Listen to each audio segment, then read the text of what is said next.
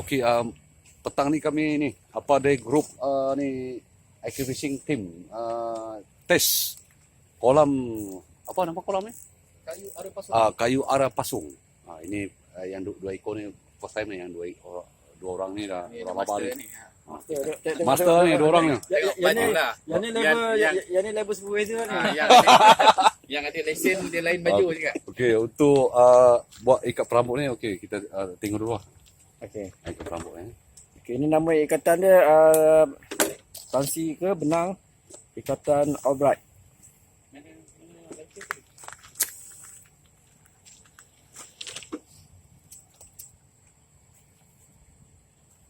Aku menyambung ni kurang sikit.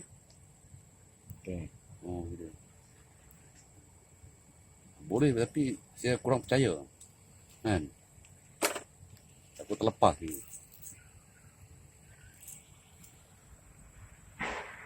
Sekarang ni sibuk ni masing-masing untuk perambut standby tu.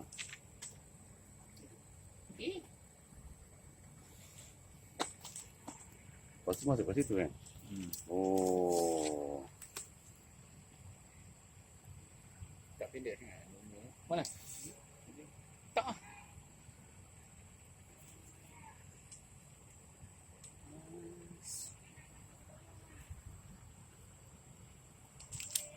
Berapa kali lilit tu? 8. 8.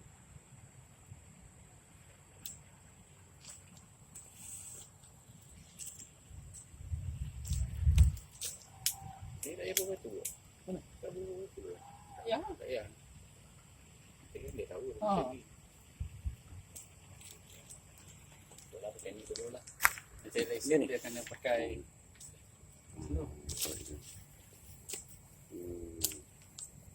Jauh ni.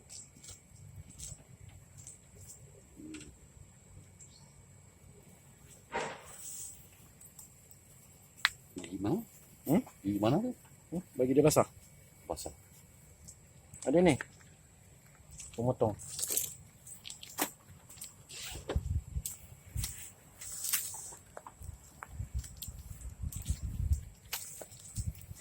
Ni pisau.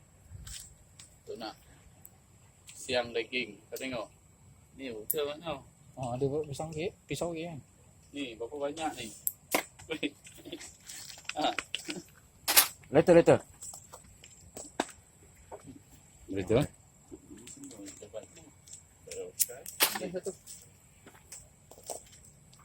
Master ni jauh ni. Kau perlu bawa. Penghulu Kim Sing. Boleh bawa lagi. Serius.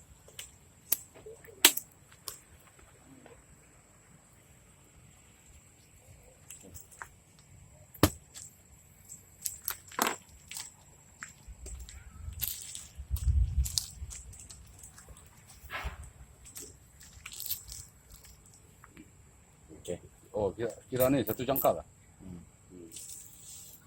Kalau saya terus direct lah. Kalau saya lah.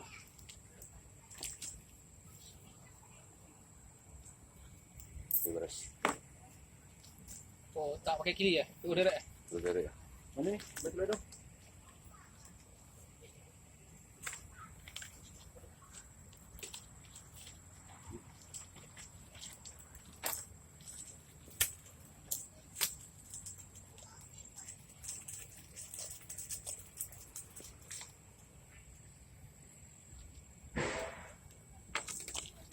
Jatuh pula.